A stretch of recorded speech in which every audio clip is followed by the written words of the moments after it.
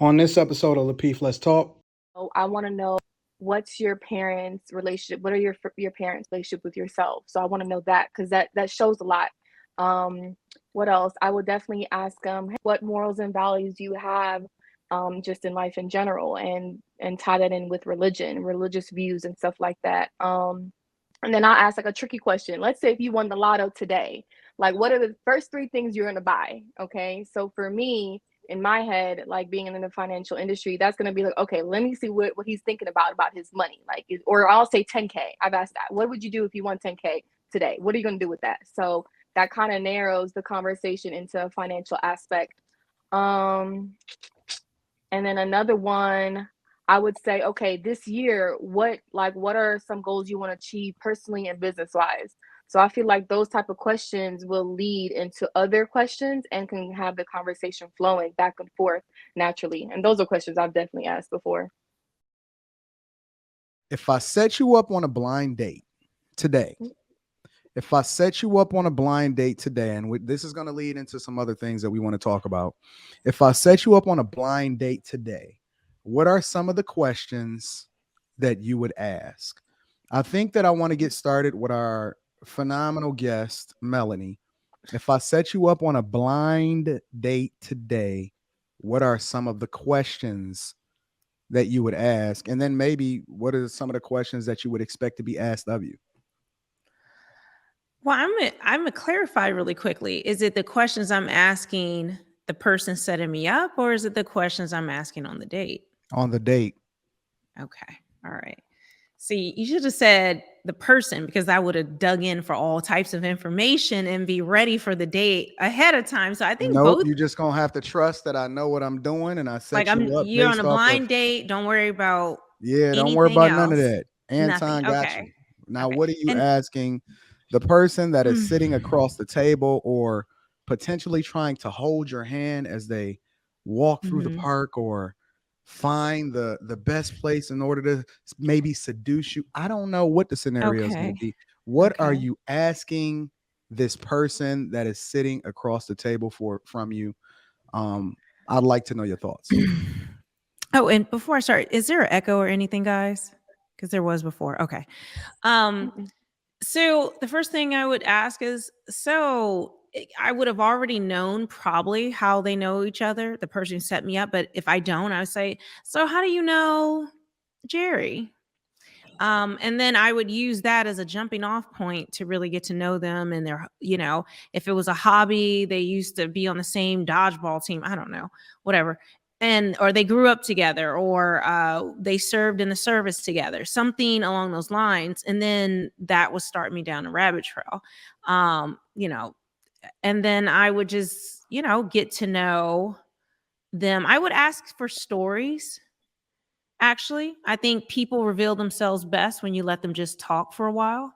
And you can also pick up patterns, like if they're always telling a story where they always say, well, I didn't really do too much, or I wasn't really, then you kind of get an idea of their personality and how they are. But if they're bragging about this and bragging about that, then, or just not even if it's really a brag, but it's just like they always try to position themselves in a certain way, then that's another tell. If you guys see me looking down, I'm not fancy. The camera's here and the computer's down here, so it's just no worries. It's okay. You still pretty. You still beautiful. No. Look, Miss Beverly. I'm trying. I gotta look up here, and I'm looking at myself, and I feel like insane. I'm just like, hey, girl. Hey, Miss Beverly. What you talking about today? I'm gonna come to you like this, right? I'm gonna say like this. Hey there, lady.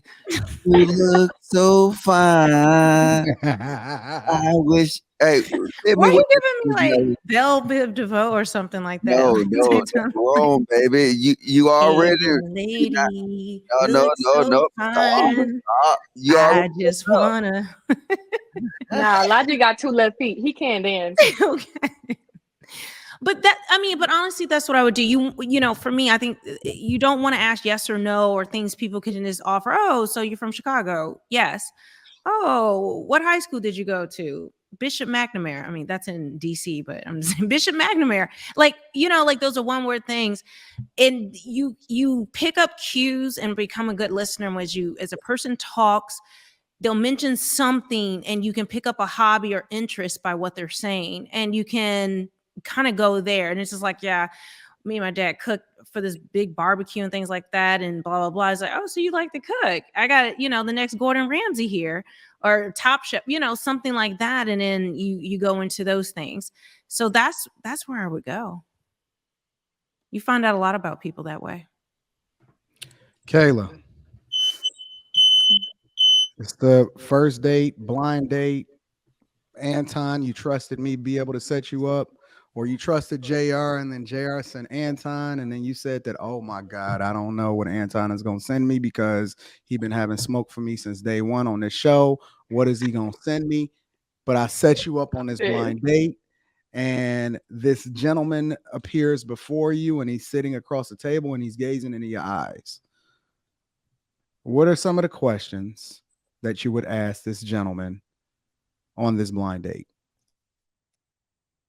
Wait, would you let him take you on? Would you let him set you up on a blind date first? I'm curious. Oh no, I'm not. That's why I hit her with the ooh I'm not dating I hit her with the anyone other than the switcheroo, person and I that said I'm that with. JR set her up, and then Anton came in his place, and I said surprise. So right? no, it's just, it doesn't even matter because this is all full hypothetical. You know what I'm saying? No, this is real. This is real life. Imagine that is real life. No, I know, but this wouldn't really happen. So that's what I'm saying. It's just You hypothetical. never know. I'm the host of the show tonight. You don't know what the heck is going to She happen. I know, but what said I'm no, saying Anton, is that she I'm not wouldn't open accept to that. going on a blind date. But that's what I'm saying. This is hypothetical because You are not playing the game properly, Kayla. It's respect, okay? But anyway, so if I was, you know, this scenario, I think that storytelling, like Melanie said, is important, but I think asking key questions and seeing how people respond. I want people to be who they are. You know what I'm saying? I don't want to probe too much. I want to see how people just kind of naturally flow, especially in conversation. But I would probably ask, importantly, like, I would ask about what things are important to him spiritually, mentally, emotionally on that side.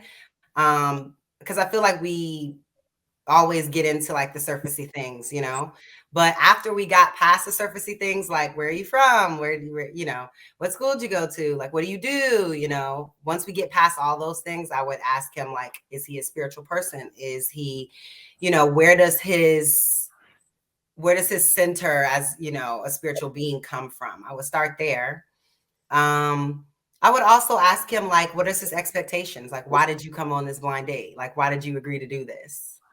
I want to know, you know what I'm saying? Like, are you just looking to date? Like, what are your intentions? And I mean, it's hard to say like one or two things because like Melanie said, it would be a conversation that would be going on and things would prompt other things. Like the natural flow of the conversation would prompt me to ask a question. But yeah, I think those are some good examples though. Just something I could think of off the top.